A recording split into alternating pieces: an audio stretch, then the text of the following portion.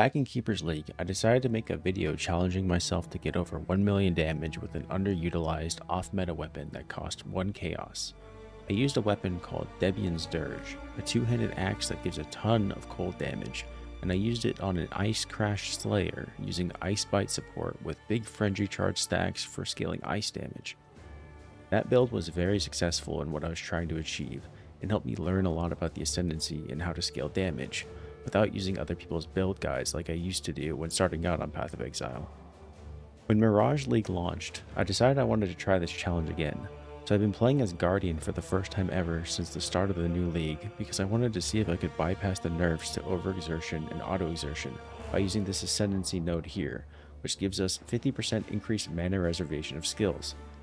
The problem with Autoexertion was that they changed the reservation cost from 15% to 20%, so it vastly reduced how many Warcries you were able to auto-exert for Overexertion, but they also nerfed Overexertion's damage by a little bit as well. So many slam players were very upset, to put it lightly. The medic category. No, see, that's the thing. This is the thing. There's people like you fucking brainwashed by Fabgun who has no fucking clue what he's talking about. And you guys are all fucking regurgitating his fucking dumb takes. That shit fucking triggers me so fucking much. No, what you don't understand is something is dominating. It's like everything fucking sucks. Everything is dog shit. That's it. Slams were... If they tweaked slams by nerfing it down a little bit, I would have understood. For this challenge, I decided to try and bring back a weapon from one of my favorite builds that I played, made by Mathel, where he used this weapon, Brain Rattler. He used it with Earthquake slams on a Berserker to do crazy slam damage before slams were buffed the way that they are now. I loved his build so much that I've been trying to find an excuse to recreate it with modern slams, and the fact that the new Holy Hammer skill gives 50% physical to lightning damage conversion made me think this is finally time to try it. Brain Rattler is one of those weapons that is very underutilized, and at this point in the league costs only about 1 to 2 chaos at base value, which is crazy because it's actually a very good starter unique weapon. So, how does this build work? How do Holy Hammers work? Well, firstly, Holy Hammers is a melee slam skill, meaning we get access to slam-specific scaling modifiers and support gems like Fist of War, Overexertion, exerts from specific Warcries, and nodes on the passive tree. The way the skill works is when you first attack, you do this massive slam hit, and if it connects with an enemy, it will create cascades down 2 more times in a line pattern. You can probably already tell that this skill is insane for AoE scaling. Now, if you have power charges, it will expend one of them to buff the initial slam by 20% more damage, and also slam twice on either side of the initial slam, which can also cascade down in a line right next to the first one, if they hit an enemy.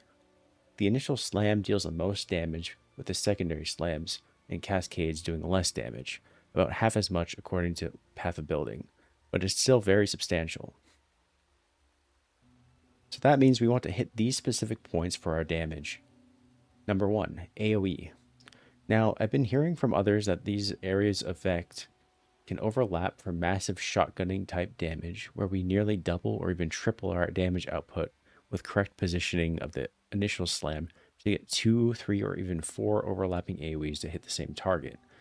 I only have about 130% AoE with my current setup, as I had to sacrifice a lot for defenses and damage, but if you can get more AoE, get it.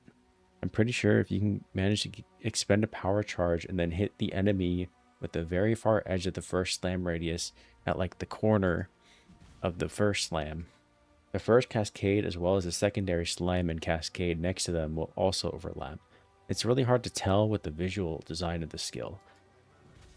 It's a lot easier to see it with Fist of War because we have this cool red glow on the skill effect. So, I don't know. Ask your favorite content creator if they're able to overlap and come back to let me know because I really want to know. Number 2, lightning and elemental damage. We're fully converting 100% physical to lightning damage thanks to Brain Rattler and the skill itself. So lightning damage of any sort will definitely help. And thankfully they added a new Ascendancy node to Guardian this patch called Marshal of Divinity. It reads, inflict Howling Flame on melee hit. You can inflict +1 Howling Flame on enemies. You gain 10% of physical damage as extra lightning damage for each of your Howling Flames that have been removed by an allied hit recently, up to 80%. So Howling Flame is a new mechanic that they added this patch. It's tied to both this Ascendancy node as well as a support gem called Hallow Support. And if you look below this Ascendancy node here, it says attacks made against enemies infected by Howling Flame gain 25% of physical damage as extra fire damage. Howling Flame is removed once an attack that benefits this damage as extra is successfully made. Howling Flame lasts for 6 seconds and cannot benefit the one who inflicted it. Recently refers to the past 4 seconds. So, basically, whenever we hit an enemy with this Ascendancy node, we inflict Howling Flame on them, and we can inflict +1 more, so we can inflict up to 2, from what I'm understanding here. And then whenever an ally, that includes minions, hits that enemy with Howling Flame on them, they consume the debuff to then gain a physical as extra fire damage buff for themselves. And whenever that happens, we, the player, get 10% of physical damage as extra lightning for each of them that have been removed. So if they're removing 2, that means we get 20% physical as extra lightning. So we want to be making sure that we're hitting about 4 times per 6 seconds, so that way our minions can consume the Howling Flame, and then we get the buff up to the maximum effect. If we can get up to 80% all the time, then we're going to be doing a lot more damage. The third thing that scales our damage really well is Warcry speed and cooldowns. The more Warcries we have exerting our Holy Hammers, the better damage we deal with Overexertion. In fact, right now, according to Path of Building, I'm exerting about 4 to 5 Warcries for my slam. So that's a lot more damage for Overexertion. Fourth, we need accuracy. Sadly, we don't go for Resolute Technique, as we want to be able to crit in order to proc Elemental Overload. Right now, I don't have Elemental Overload on my build because I had to remove some points in order to fit in this new Timeless Jewel, but I do intend on getting back into Elemental Overload, as we don't want to scale crit multi with this build because it is very expensive right now, and we're already getting a lot of our damage just from huge slams, AoE, Rage, and other elemental damage bonuses. Now, as a side note, I do have to say, leveling as Guardian for the first time with Holy Strike, one of the new skills, and then going into Holy Hammers was probably one of the smoothest, most defensive, easiest leveling builds I've played in a long time. It wasn't very fast because I did lose damage about halfway through, and I need to make up for that somehow. But I only died like 7 times, which is really rare for me. I'm usually dying a lot. And whilst it did take me a long time to clear the campaign, it didn't feel bad. And most of the time that it took me to clear the campaign was because of the new Mirage mechanic anyways, because I was basically doing that every chance I could to get more currency along the campaign. But whilst the leveling was insanely easy, I have to be honest, trying to get this working into maps is a real pain in the ass, especially into red maps. White and yellow maps were pretty easy as well because we had a lot of damage and AoE to make up for the lack of single target, but the lack of single target damage with the slam skill was really, really rough in order to deal with map bosses. Thankfully, I've managed to get the build to the point where I can one-shot pretty much every enemy outside of map bosses, and map bosses only take like 4 or 5 hits to kill depending on their modifiers. So I can now say with confidence that the build is ready to be shown. And part of that has to do with this helmet that I never used to be able to get in the past because it used to cost a lot of divines when it first released, and when slams first got buffed, this thing was insanely expensive to get. But thankfully, over time, especially with overexertion nerfs, people are not using it that often anymore. So I was able to pick this up for like, I don't know, like 40 chaos or something. It was pretty cheap. But this helmet right here, Echoes of Creation. At first glance, you may think, wait, won't this just kill me because of the taking life as physical damage each time we Warcry and exert our attack with the Warcry? Well, yes, it would kill us, but we have the power of life regen thanks to the synergy with Holy Relic. this little guy right here. Also with consecrated ground nodes near our ascendancy path. And also from other sources of life regen and consecrated ground on Holy Flame Totem itself, which I'm no longer using, but it did help for a long time. Sadly, this level of sustain wasn't entirely enough for me, so I had to do a couple other things. One, I had to get a lot of sources of leech, both from the Timeless Jewel that I'm using, as well as from my amulet and my anoint. But we also have Vitality Aura going thanks to my Watcher's Eye that I got, which gives me life leech while affected by vitality. The leech and the regen combined together is definitely enough to sustain the amount of damage that we take from self-harm with Echoes of Creation. The only other two uniques that I'm using for this build, other than Brain Rattler, is the Fourth Vow for some extra life regeneration. It's 3% of life regen, and then also our armor applies to chaos damage taken from hits, with the only negative being that the downside being physical damage taken bypasses energy shield, which we don't have a whole lot of energy shield, so this actually does not matter too much. But we want this because we're using Determination, and I have right now like 22,000 base armor, and when I buff I get up to 28,000 with just my flask. The other unique that I'm using is this belt called Arn's Anguish, which is not mandatory. I just wanted to try it out basically, and it does give me a lot of damage. So what it does is it gives us +1 max endurance charges, but then also makes it so that endurance charges we gain are brutal charges instead. So brutal charges give a chance to proc triple damage, which basically means that we're just doing constantly big damage when we have 4 endurance charges, which are instead brutal charges. So if you want to be more tanky, don't use Arn's Anguish. Utilize those endurance charges we're getting from the build for free. Otherwise, if you do want to just go full damage, balls to the wall, just go ahead and use Arn's Anguish. It feels really good getting the triple damage hits out. Now, let's talk defensive layers. Firstly, we have armor that I talked about before. It's great for taking small physical damage hits from monsters, which is awesome because we don't have a shield, so we're already kind of at a disadvantage. But I'm running about 20 to 26,000, 28,000 when buffed armor. My max phys hit is at 90% whenever we have our full buffs going. However, my physical max hit according to Path of Building is pretty low compared to everything else, but that's where our other defensive layers come in. Secondly, we have the Fourth Vow, which I talked about earlier. The armor applying to chaos damage basically makes it so that we don't die to chaos damage anymore. We're also getting a lot of chaos max hit because of our third defensive layer, which I just got recently, called Divine Flesh, which is from a Timeless Jewel. Divine Flesh makes it so that all damage taken can bypass our energy shield, but 50% of elemental damage taken as chaos damage. So 50% of the elemental damage we're taking is taken as chaos damage, but it also gives us some 5% maximum chaos res from this alone. And then remember, we're also having our armor apply to chaos damage taken from hits. So our armor is applying to 50% of elemental damage taken, kind of. There's some conversion things going on there, but it definitely helps a lot for elemental damage taken. You'll notice on Path of Building, I have like only 10,000 phys max hit, but everything else is like 20 to 30,000 plus.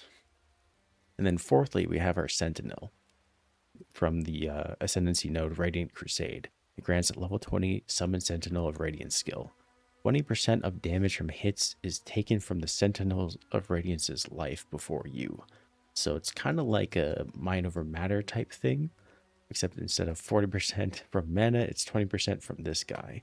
So keeping this guy alive is definitely very big for our defenses. You will notice when he is dead because you'll start taking a bunch of damage.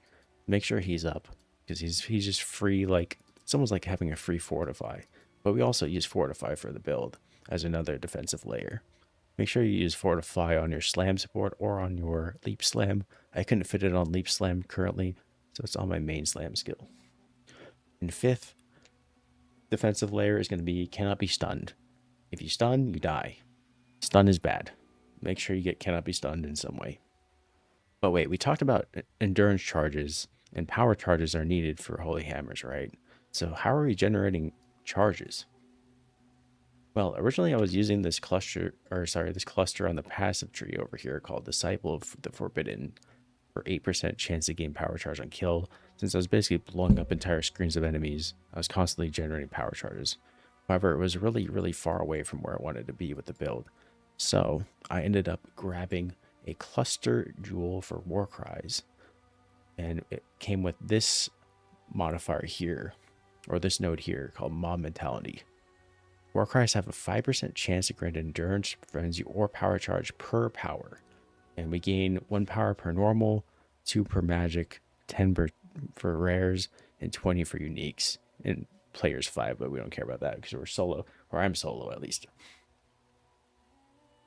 And this is huge because of some of the Warcries we are using, especially this one here called General's Cry, which gains power not only from nearby enemies, but from nearby corpses as well. So as long as we're killing a bunch of things or generating corpses some other way, we're constantly generating power for this war cry, which then is generating power for the charges. So you'll notice that you're pretty much always sustaining charges when you're either near corpses or you're near a boss, which is all we care about. Well, also just near any large packs of enemies. And we're always near large packs of enemies because we're like jumping right in the middle of them and slamming on them. But we also generate power from all of our other war cries because all war cries need power for them to function. So we have like 4 to 5 different war cries that we're using all the time with auto exertion. So you'll pretty much always keep these charges up. Now let's get into what each war cry does and why I'm using them. Firstly, when automating these, we don't get any of the buffs or charges from them. So we're specifically using them for the exertion lines. For instance, with Seismic Cry, it grants you a buff for more armor per power, as well as stun threshold. We don't care about that. Write that off. You're not going to look at that. That's not going to do anything for you with auto exertion active. However, the next two lines, exerts the next 6 melee slam attacks you perform, and exerted attacks have 50% more area of effect, are massive for the build, especially since we're using slams. The more AoE, the better. Intimidating Cry exerts 2 attacks, and it also makes the exerted attacks deal double damage. So we don't really need double damage anywhere else. Like on our Brain Rattler, we have chance to deal double damage. I was using a node for maces that gave double damage. You don't need that because we're always doing double damage with at least 2 of our attacks that we're doing because of Intimidating Cry. And thirdly, we're using Rallying Cry in this setup. Now, Rallying Cry isn't great on its own. However, since we're using General's Cry, which summons minions, they both basically function off of each other, right? So this says it exerts the next 5 melee attacks you perform. So that alone is huge, right? Just being able to exert attacks. But exerted attacks deal 5% more damage per ally affected by it, up to a max of 25%. Now, because we technically don't get any buffs from war cries, I'm not sure if that line matters, but I'm assuming it does. It looks like it does in PvP. It looks like it's working. But basically it would buff our allies whenever it goes off, and then based on how many allies are nearby that get buffed, we gain more damage for the next attack that we deal. And since General's Cry summons minions that they're getting buffed by, they kind of work together. Let me know if I'm wrong though, because I'm honestly have no idea if they actually work together or not with auto exertion. I might have to do it manually, but worst case scenario, we at least just get the exertion for auto exertion. And then of course, General's Cry. It basically makes it so that you can summon up to 5 warriors that are kind of like a Mirage of you. And they use a socketed attack skill. For this one, I'm deciding to use Holy Sweep because I wanted to try it out since it's also new. Holy Sweep basically they just reworked sweep, so there's like a lightning sweep, and then it calls down hammers that hit up to 5 enemies struck. The hammers deal 35% less damage. I noticed that like a lot of the time, packs will just be dying without me attacking them, and that's because of my Holy Sweep minions. It's actually really effective. However, you do need corpses in order to summon these warriors, right? So in boss fights where there aren't any minions to kill, to spawn corpses, we have a bit of an issue. That's where the next and final war cry that we're using comes in, called Battle Mage's Cry. Battle Mage's Cry exerts the next 5 melee attacks you perform, and exerted attacks trigger a supported spell with their first melee hit. So you could use this for something to just do direct damage or give you like shock, like Galvanic Field, something like that, Orb of Storms. But in my particular case, we need corpses, so I'm using Desecrate, which spawns 5 corpses for my General's Cry to proc off of and summon minions. So I pretty much always have General's Cry minions in boss fights. Now, like I said earlier, we need Warcry cooldowns. Otherwise, we have to wait a huge time between Holy Hammer slams to get the over damage bonus. You could definitely get more than what I have, but according to POV, I have an uptime of about 4 to 5 Warcries per Holy Hammer slam overexertion. So we want to only slam once like every 1.8 seconds because of Fist of War. So if we can get like 4 Warcries to go off every 2 seconds, then we're going to be doing a lot of damage. And we can get things like that from nodes like this on the passive tree, Deep Breaths, as well as from some down here, and as well as from cluster jewels. So just be looking out for that. If you need more, you can definitely get more pretty easily. Other things to note on the passive tree that we're using minion damage because we use minions both with the Sentinel of Radiance as well as the General's Cry minions. So make sure you get Spiritual Aid because this is just free damage. In fact, I should be taking these 2 nodes next to levels because it'll just give me free 36% damage for myself and my minions. There's also some cool mace nodes around here and down here somewhere. You should definitely take these because they give you like elemental pen and accuracy and stuff. So that's pretty much the build. Huge area effect damage when we expend our power charges, being able to blow up entire screens of enemies in T16 maps, and having all your Warcries exerting the Holy Hammers, you can pretty much just delete the entire screen in an instant. But did I succeed at the challenge? Did I hit 1 million damage with a 1 chaos weapon like Brain Rattler? Originally, I recorded this video thinking that I failed the challenge because for whatever reason, Path of Building wasn't updated correctly with the correct like damage calculations, and I was struggling to hit even like 700,000. But they recently updated Path of Building, and when I last checked, I had like 2.5 million damage. Suddenly, out of nowhere, I was like, okay, so something wasn't calculating correctly, and I totally forgot to account for the physical as extra lightning from the Hallowing Flame Martial Divinity node. So the 80% or even 40% physical as extra lightning that we're getting is massive for the build, and it's getting us a lot more damage. It's like tripling our damage or something. It's crazy. It's a lot more damage. So I did succeed. We hit over 2 million damage with just the first hit of the hammer alone. And then on top of that, when we add our minion damage from Holy Sweep as well as Sentinel of Radiance as well as the other cascading hammers, when we all add that all up, we get over like 3 million damage. So I'll have to say, the challenge was a success after all. And like I said earlier, I believe these slams can overlap. And since I didn't account for that in my damage calculations, if I change the count on it to like 2 or 3 or even 4, depending on how many overlapping AoEs we have, it's a lot higher. So yeah, challenge succeeded.